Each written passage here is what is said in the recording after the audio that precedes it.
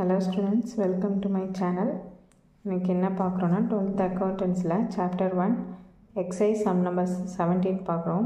From the following details of Rakesh prepare trading and profit and loss account for the year ended 31st March 2019, balance sheet as on the date.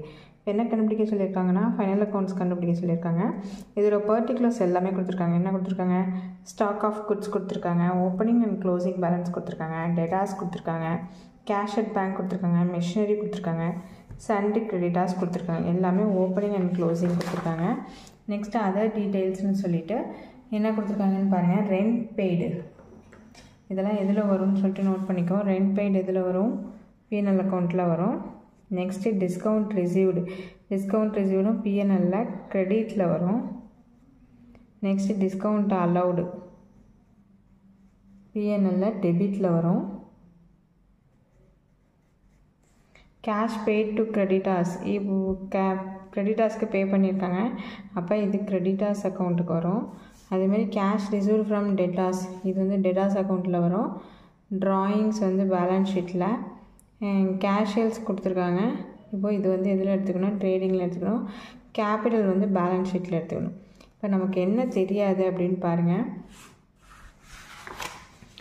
இப்போது credit சேல்ஸும் credit பர்ச்சேஸும் அவங்க கொடுக்கவே இல்லை. இப்போ அதனால் அதை கண்டுபிடிக்க போகிறோம்.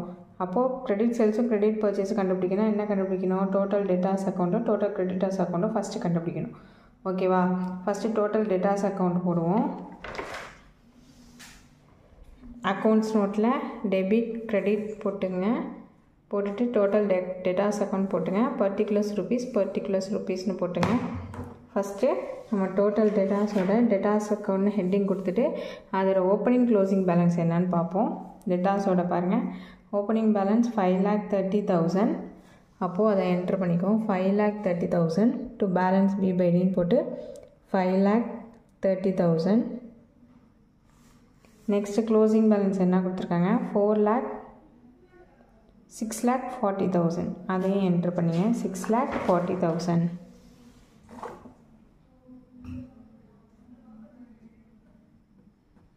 வேறு என்ன டெட்டா சம்மந்தமாக இன்ஃபர்மேஷன் கொடுத்துருக்காங்க அப்படின்னு சொல்லிட்டு பாருங்கள். பார்க்குறப்போ இங்கே என்ன கொடுத்துருக்காங்க? டிஸ்கவுண்ட் அலவுட் வந்து 25,000 கொடுத்துருக்காங்க. அப்போது இது PNL trading account final account போடும்போது பிஎன்எல் டெபிட் சைடு வரும். இப்போ டெட்டாஸ் கண்டுபிடிக்கிறதுனால நம்ம இதை எடுத்துக்கிறோம். டிஸ்கவுண்ட் அலவுட் வந்து 25,000 எங்கே கொடுக்கணும்? டூ டிஸ்கவுண்ட் அலவுட் அக்கௌண்ட் போட்டு 25,000 க்ரெடிட்டில் போட்டுங்க. வேறு என்ன இன்ஃபர்மேஷன் கொடுத்துருக்காங்க? கேஷ் ரிசீவ்டு ஃப்ரம் டெட்டாஸ் கொடுத்துருக்காங்களா? 12,50,000 கொடுத்துருங்க. அதுவும் க்ரெடிட் சைடு 12,50,000. அவ்வளோதான், வேறு எந்த இன்ஃபர்மேஷன் கொடுக்கல. இப்போ எந்த சைடு அதிகமாக இருக்கோ ஆட் பண்ணிக்க வேண்டியதான். இந்த க்ரெடிட் சைடு தான் அதிகமாக இருக்குது. இப்போ ஆட் பண்ணிக்கிறோம்.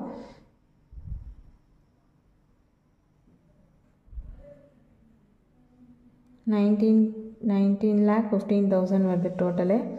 அப்போ 19,15,000. இந்த 19,15,000லேருந்து 5,30,000 நம்ம லெஸ் பண்ண போகிறோம். லெஸ் பண்ணால் 13,85,000 வருது. இதுதான் வந்து சேல்ஸு, அதாவது க்ரெடிட் சேல்ஸ். இது பேலன்சிங் ஃபிகர் அப்படின்னு சொல்லிட்டு நோட் பண்ணிங்க. இப்போது க்ரெடிட் சேல்ஸ் கண்டுபிடிச்சாச்சு. நெக்ஸ்ட்டு க்ரெடிட் பர்ச்சேஸ் கண்டுபிடிக்க போகிறோம். க்ரெடிட் பர்ச்சேஸ் கண்டுபிடிக்க என்ன ஹெட்டிங் போட்டுக்கணும்? டோட்டல் க்ரெடிட்டாஸ் அக்கௌண்ட், பர்டிகுலர்ஸ் ருபீஸ் போட்டுங்க. மறக்காமல் டெபிட் கிரெடிட் போட்டுங்க. போட்டுட்டு ஃபஸ்ட்டு ஓப்பனிங் பேலன்ஸும் க்ளோசிங் பேலன்ஸும் போட போகிறோம்.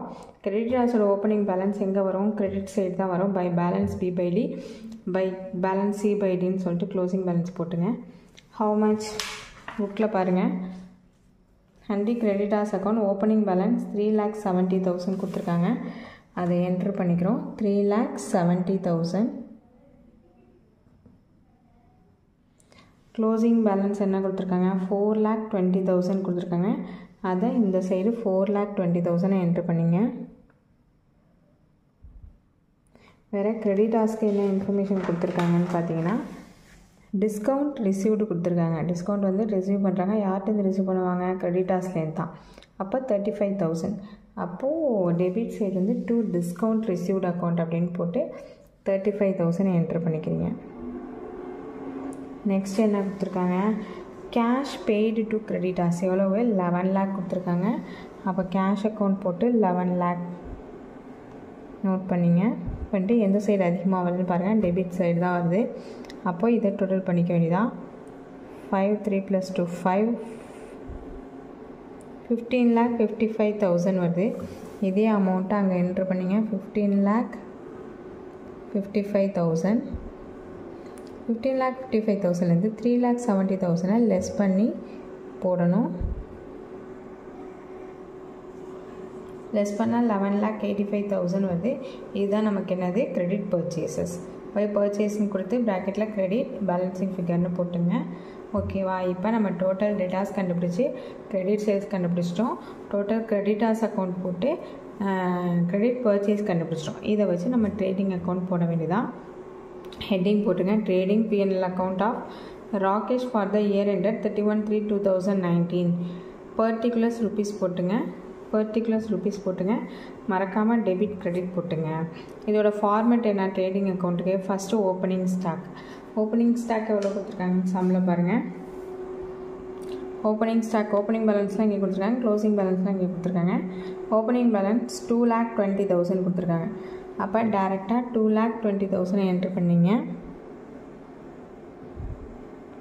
நெக்ஸ்ட்டு பர்ச்சேஸ் கொடுத்துருக்காங்க. பர்ச்சேஸ் எது கேஷ் பர்ச்சேஸ் கொடுத்துருக்காங்கன்னு பாருங்கள். எந்த இன்ஃபர்மேஷனும் கொடுக்கல, கேஷ் பர்ச்சேஸ் கொடுக்கல. நம்ம கண்டுபிடிச்சி வச்சுருக்க கிரெடிட் பர்ச்சேஸ் மட்டும் டேரெக்டாக எடுத்து போட்டுக்க வேண்டியதான். அப்போ பர்ச்சேஸ்னு போட்டு கிரெடிட்டில் எவ்வளோ கண்டுபிடிச்சி வச்சுருக்கோம் 11,85,000 அதை அப்படியே என்ட்ரு பண்ணிக்க வேண்டியதான். ஓகேவா? நெக்ஸ்ட்டு வேறு எந்த இன்ஃபர்மேஷனும் கொடுக்கல, அதனால் நம்ம கிரெடிட் சைட் போகிறோம். ஃபஸ்ட்டு சேல்ஸ் போடுறோம். சேல்ஸில் கேஷியல்ஸ் போட்டு கொடுத்துருக்காங்கன்னு பாருங்கள். கொடுத்துருக்காங்க. கேஷியல்ஸ் எவ்வளவு 20,000 கொடுத்துருக்காங்க. அந்த கேஷியல்ஸை இங்கே 20,000 என்ட்ரு பண்ணிக்கிறோம். நெக்ஸ்ட்டு கிரெடிட் சேல்ஸ் நம்ம ஏற்கனவே கண்டுபிடிச்சி வச்சுருக்கோம் 13,85,000. இப்போ கேஷ் சேல்ஸையும் கிரெடிட் சேல்ஸையும் ஆட் பண்ணி டோட்டல் சேல்ஸை நம்ம போட்டுக்கணும். ஒன்றுனா 0,0,0,50 14,05,000 வருது. ஓகேவா? இப்போ நெக்ஸ்ட் என்ன இருக்குது? க்ளோசிங் ஸ்டாக் இருக்குது. க்ளோசிங் ஸ்டாக் சம்மில் எவ்வளோ கொடுத்துருக்காங்க 1,60,000. அப்போ அதையும் என்ட்ரு பண்ணிங்க. 1,60,000. இப்போது இதோட டோட்டல் ஆட் பண்ணிக்கிறோம் 15,65,000. 15,65,000 இந்த சைடு போட்டுட்டு இந்த 2,20,000 11,85,000 ஆட் பண்ணி இந்த 15,65,000 லெஸ் பண்ணணும். லெஸ் பண்ணால் 15,65,000 14,05,000 லெஸ் பண்ணால் 1,60,000 வருது. அதுதான் கிராஸ் ப்ராஃபிட் 1,60,000. அதுக்கு என்ன கொடுக்கணும்? டு கிராஸ் ப்ராஃபிட் C/Dன்னு கொடுத்துருங்க. P&L அக்கௌண்ட்டுக்கு இந்த கிராஸ் ப்ராஃபிட்டை ட்ரான்ஸ்ஃபர் பண்ணுறோம். எவ்வளோ கொடுத்துருக்காங்க 1,60,000 கண்டுபிடிச்சிருக்கோமா, அதை அப்படியே ட்ரான்ஸ்ஃபர் பண்ணிங்க. நெக்ஸ்ட்டு P&L அக்கௌண்ட்டில் போகிற மாதிரி என்ன இன்டைரக்ட் எக்ஸ்பென்சஸ் இருக்குதுன்னு பார்க்குறோம். ஃபஸ்ட்டு என்ன கொடுத்துருக்காங்க? ரெண்ட் பெய்டு 1,20,000 கொடுத்துருக்காங்க. அதை என்ட்ரு பண்ணிக்கிறோம் 1,20,000. Next discount received 35,000. P&L receive பண்ணியிருக்கிறதுனால க்ரெடிட்டில் வரும். அப்போ 35,000 க்ரெடிட்டில் by discount received account 35,000. Next discount allowed எவ்வளோ இருக்குது 25,000 இருக்குது. அது டெபிட் சைடு வரும் 25,000. வேறு எந்த இன்ஃபர்மேஷனும் கொடுக்கல. இப்போ எந்த சைடு அதிகமாக வருதுன்னு பாருங்கள். க்ரெடிட் சைடு தான் அதிகமாக வரும். 1,95,000 வருது. இங்கேயும் 1,95,000 போட்டுங்க. 1,95,000 மைனஸ் 1,20,000 ப்ளஸ் 25,000 1,45,000.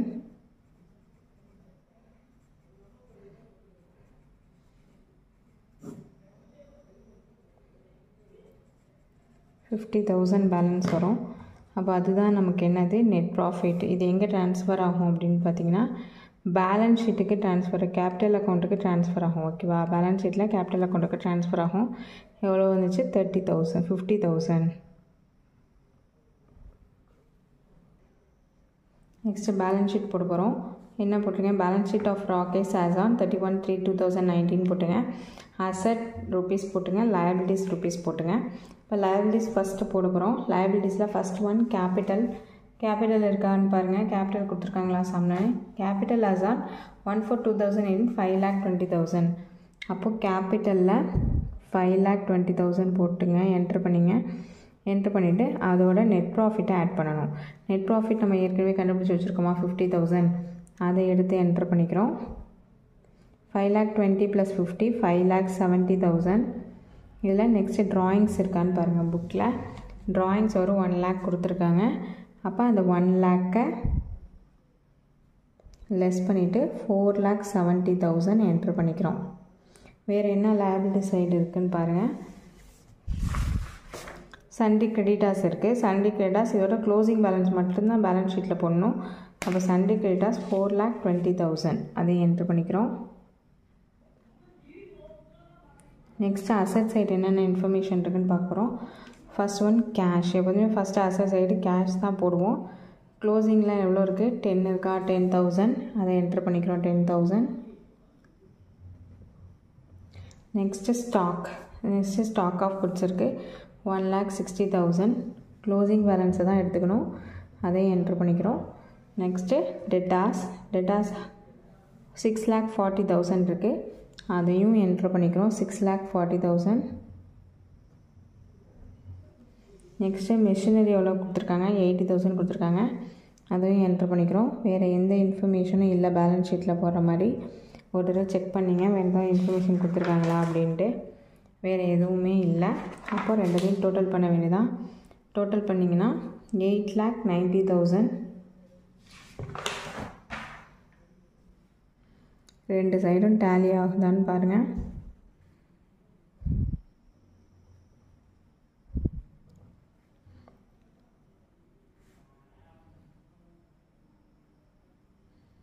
ஓகே, டேலி ஆகிடுச்சு. இப்போ டேலி ஆனதான் நம்ம போட்ட சம் கரெக்டுன்னு அர்த்தம். ஓகேவா?